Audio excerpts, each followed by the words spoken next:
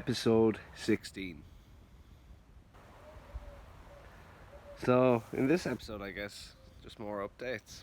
Just filling you in what's been going on and what I've been doing. So, yeah, I've been definitely expanding my playing in a new way. I've been going between tenor sax and alto sax at the moment, both on really shit mouthpieces, but loving it. My altissimo is getting much better now. I'm using it a lot more. That's the main reason. That's the main thing with Altismo. I'm finding just use it more. Most of my playing is in the rest of the register of the instrument, but the other registers. But I wasn't applying it enough. So yeah, I've started using the Altismo a lot more, and it feels good.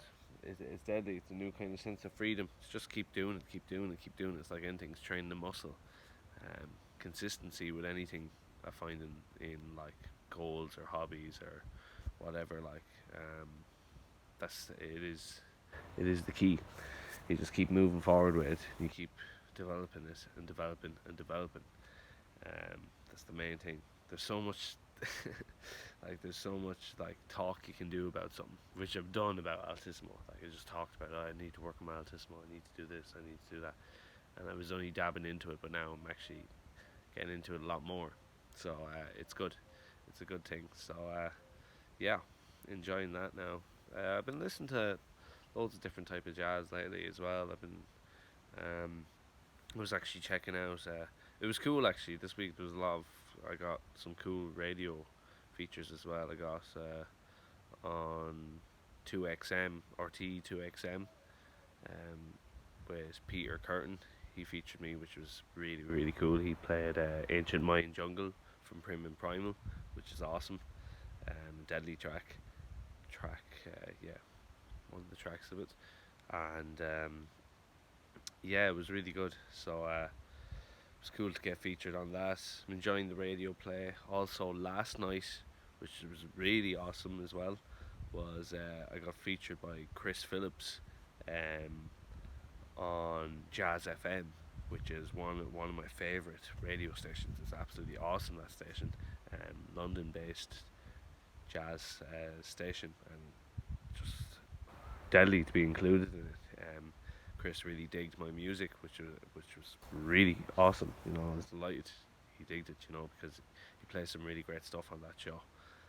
So he played last night the Magic Carpet, which is from Prim and Primal as well, and he will be putting on more stuff as well.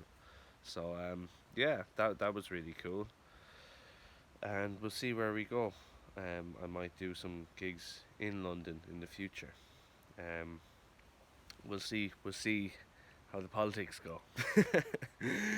It's a bit crazy at the moment. Like I said, I'm unvaccinated and I won't be getting one. You're free to do whatever you want with your body, but at the same time, I can't play it to an audience that is segregated, where people are forced to get a vaccine to go to a jazz gig. So I'm not sure what the case is over in some European countries, but for anyone that isn't from Ireland at the moment, it's very mixed at the moment. They say you have to be vaccinated if you're entering some places. A lot of places are just uh, disagreeing with it. I guess that they're refusing to do that, just letting people in because it's complete bullshit. It's an absolute joke. So yeah, I guess that would be one of my terms or conditions when doing gigs. How could I play to just a vaccinated audience? It's ridiculous.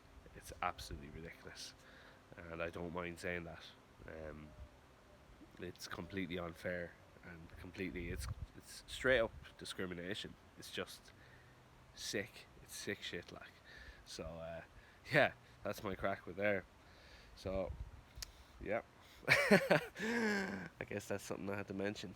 Um, I went to the protest also yesterday in Dublin, and it was massive. I'm not sure exactly how much people were there, but there must have been at least 10,000 people there at one stage. At one time, I was thinking there must be 15,000 people here, but it was massive. It was massive. Started off in the customs house, and then we went all around the city more or less.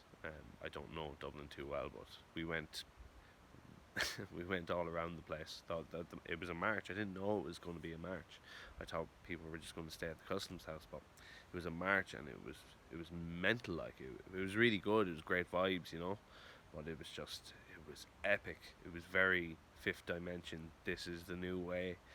People are transforming. People are waking up, and just this new light and sense of rising above um, the shit, which was amazing. It was just it was really really good now. So yeah, delighted I went. I also brought me Banchori flute with me, the Indian flute, which was I didn't want to bring the saxophone because I'd be carrying it around a lot and walking around and you know. But I brought the Banchori flute and I was actually playing it at that, which was cool. So I may have got a video of myself playing it as well. Yeah. Well, I did get a video of myself playing, but I don't know if I'll upload it or not. I'll see. I'll think about it. So yeah, it was really good. Really good. Really nice people there. Really cool people there. People of all walks of life.